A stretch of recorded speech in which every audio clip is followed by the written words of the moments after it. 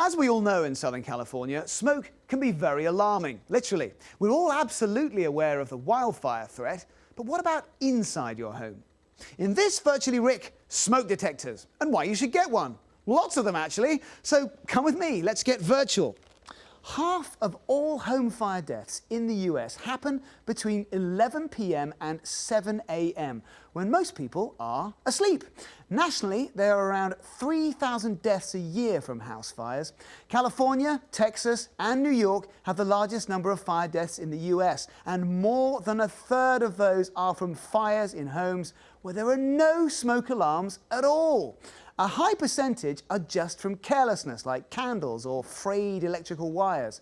A large number are sadly deliberate. Arson, some are smoking related, but it's cooking, and you can probably see why. Look, I'm not surprised. It's cooking that actually causes most of the injuries. So now you can see why having an alarm is crucial. And yes, you may have one or two, but when was the last time you tested them? You'd be amazed, but 3 out of 5 deaths are in properties that have fire alarms that don't work, and all because the battery was dead or not connected. Seriously?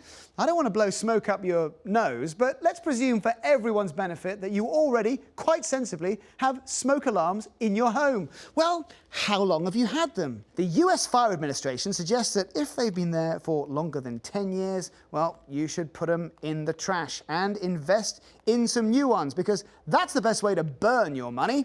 And of course, you should test them every month, and if they don't work, you should replace them. But where to place them?